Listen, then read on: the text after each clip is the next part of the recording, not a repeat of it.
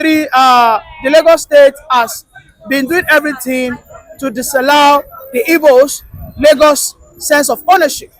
Just recently, they are placing a policy that Yoruba will be the signature of every property usage. Look at the train, the red train. They are saying that the language that will be spoken inside the train will be Yoruba. Now, they want to make even the secondary schools that Yoruba have to be made compulsory, Yeah. and it has to be official. Yes. Quickly, is this not another Igbo must go agenda? That's an Igbo must go agenda. Not only Igbo must go, other nationalities. They only needed Yoruba here. And that is going to lead them to groundbreaking failure.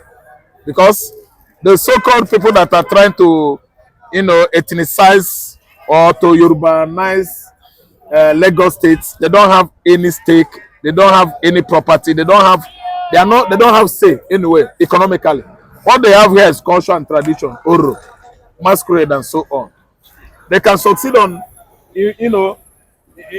infiltrating this kind of ethnic injury on Lagos State, manipulating other nationalities that are building Lagos State, and it is going to lead to poor Lagos State very soon.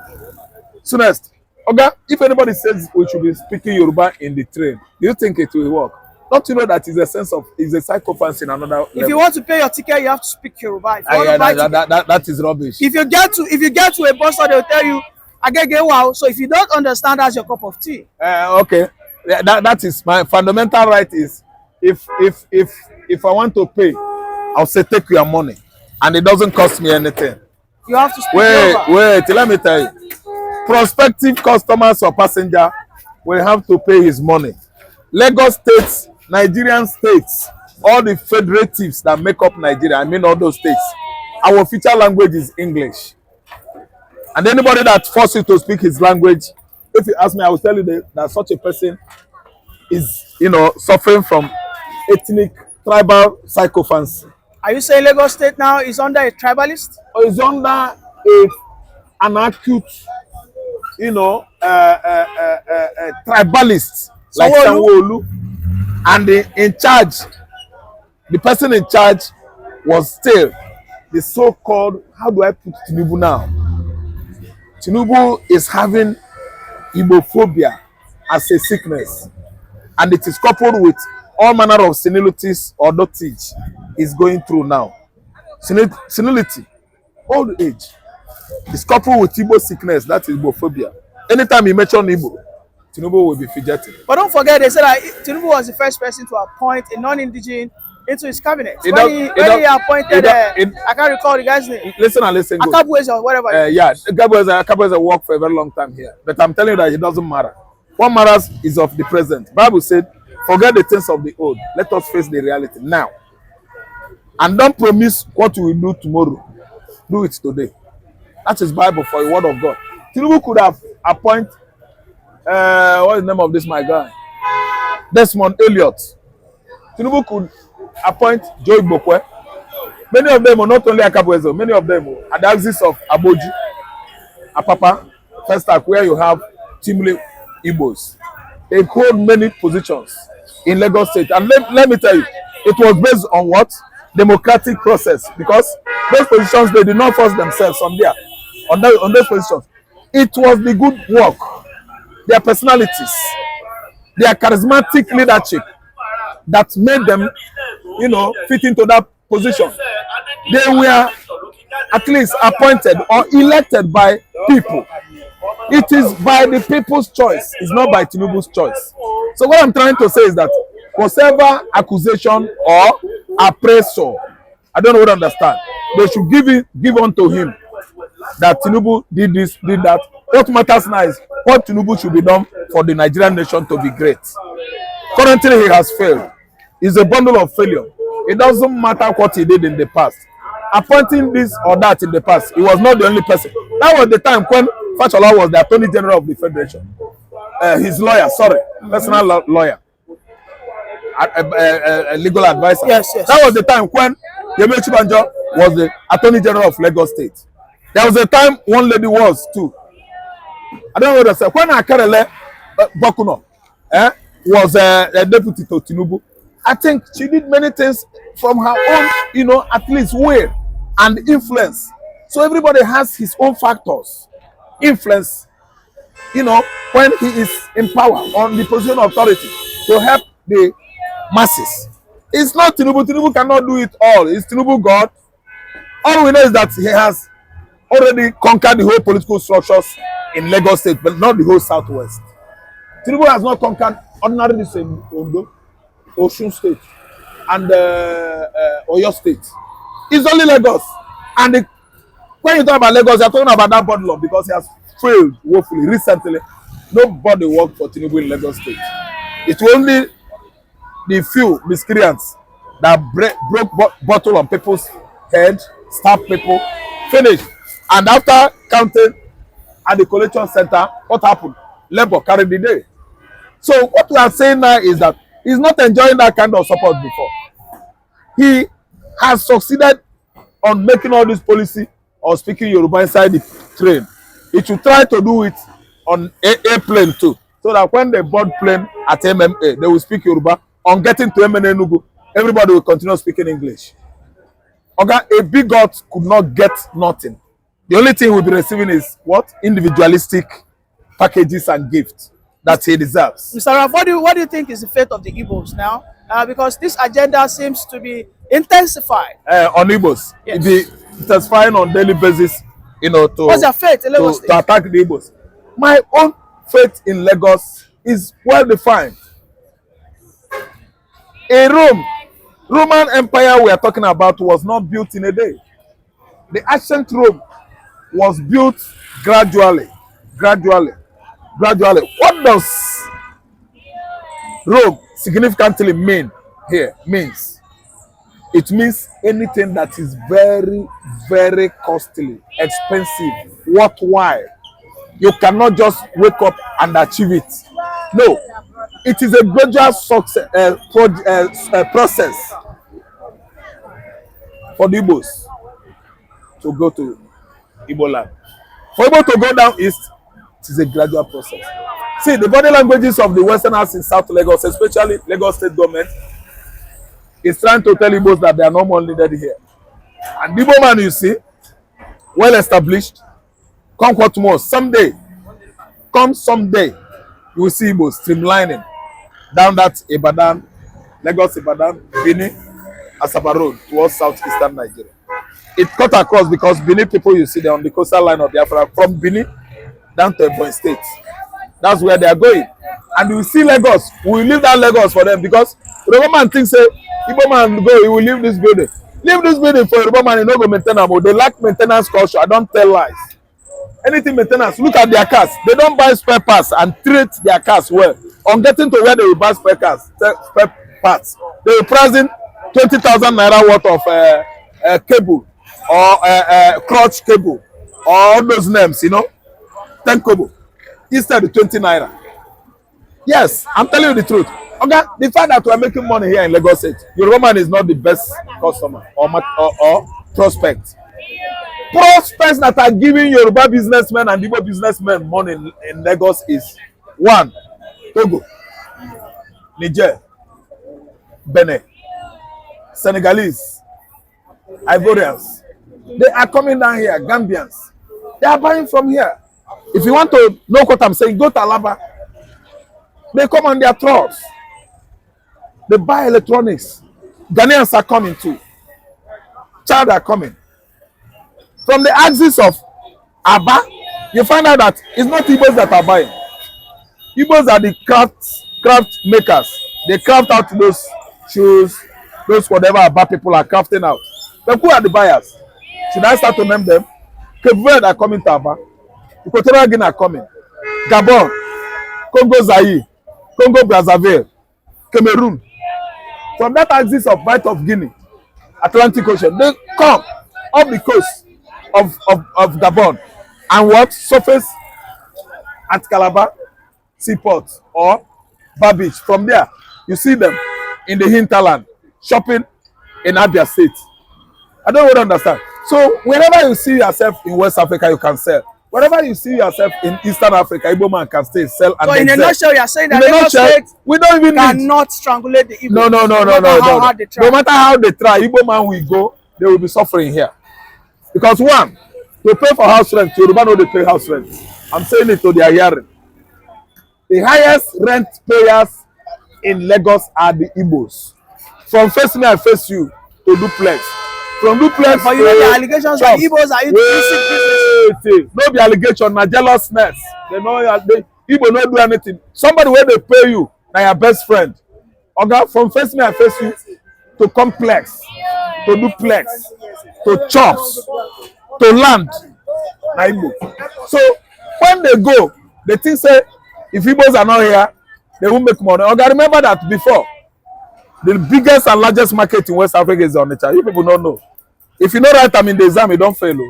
Let me give you date. From 1990, no, it expires. Let me say.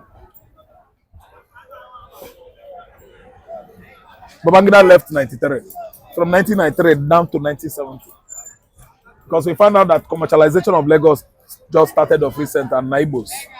Oga before, now they whole raw catch pass in Nigeria. They pass Kano. Kano na the caravans from desert that they come trade with Kano in the city of Kano. That's the Arabs, true Arabs from Northern Africa.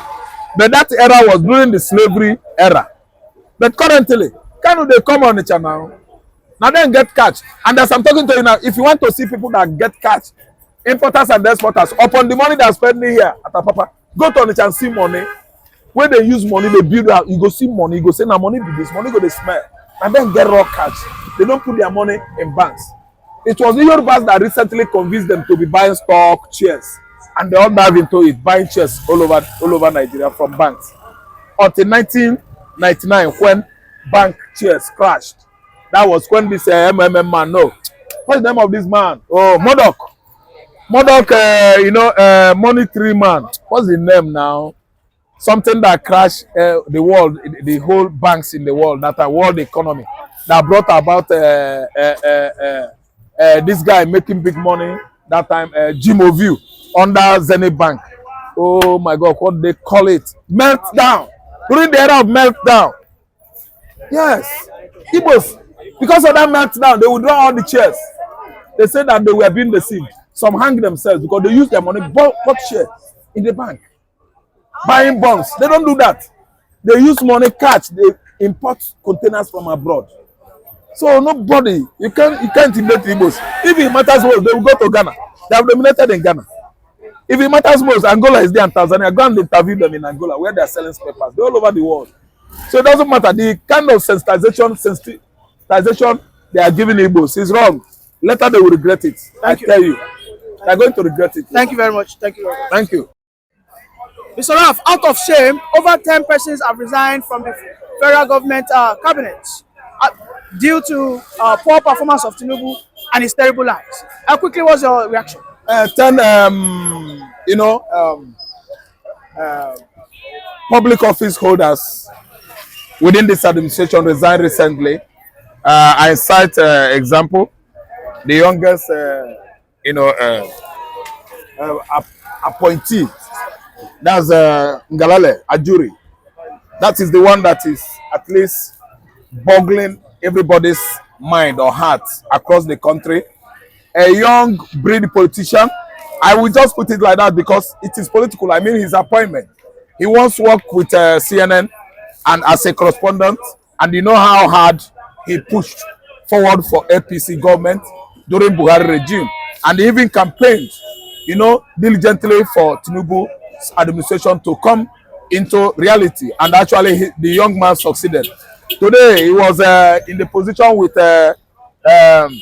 Bayononuga, and two of them were doing their job. Then all of a sudden, from some angles and circles, they said he was having a medical issue, and prior to that, he tabled his resignation letter.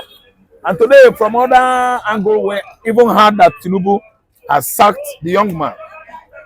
See, let me tell you, this guy embarked on indefinite leave, which is as good as resignation.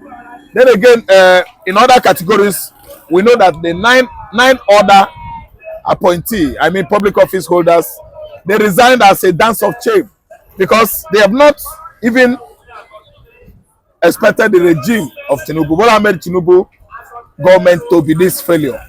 So if you ask me, I will tell you that the handwriting is already on the wall for Tinubu to read, indicating his failure, incompetence in government. So the failure of this current administration has brought down at least 10 appointed government officials by this regime. They just bowed out of shame. Tinubu regime is nothing to write home about anymore. All his political promises, all the expectations from the people, every electorate, every supporter of this, what they call him in this Lagos area, Jagaban, is nothing to to write home about. They are not coming out with good results. So that's why you have all these public officers, resigning. The issue there again is his economic technocrats, I mean the committee, the leaders of the building of the economy. I don't know his name. They have failed woefully. Them, the finance minister, the CBN governor, and the rest of them, his economical, let me call them technocrats, they have all failed. That's why we are readily in pain of economic, situation. The hunger that has at least embraced the country recently is as a result of poor performance of Bola Ahmed Tinubu. Mr. Ruff, some people are saying that Ajuri Jelali resigned because he started off lying. That whenever he comes out to say that the president would do this, just like the last time, he said the president was not going to buy a yacht.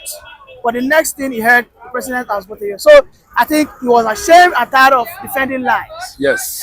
You see what happened? This is a young politician, like I said. He's a new breed.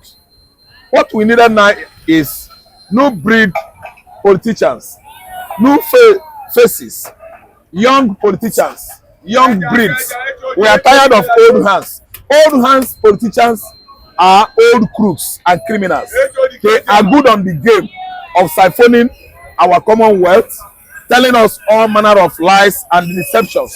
So this time around, you can see the handwork of one of the youngest appointee, one of the youngest public office holders we are having now in this regime, Ajuri Ngalale. I think he's from Rivers State. So I think center cannot hold for the old crooks, political crooks we have in Nigeria. If the new one, the young one, should emulate Ajuri, I think they should leave the political stage for the old crooks to rubbish it the more. I don't expect somebody like Kayamo to be there because he's not a good man. Kayamo, if you ask me, I will tell you that he's a political dwindler. He's one of the beneficiaries of this evil regime, and they will have no business to tell you that what is going on currently is wrong because he benefits from it. He's eating fat to my own detriment and your own detriment. Likewise, other Nigerians. So that's why the young Kayamo, a human rights activist before, is still catching fat. I'm telling you, eating fat, joining the rest of the political crooks in Nigeria to catch out. Lastly, before I let you go, Mr. Raphael, the APC Ronus and the Yoruba Ronus are defending the sack of Ajuri Ngalale. They are saying that Ajuri Ngalale was totally disrespectful, that he was supposed to, lay low for Bayo Onanuga because Bayo Onanuga is way older than him. That there are claims that Ajuri Ngalale sometimes doesn't even greet Bayo Onanuga even in the Aso Villa.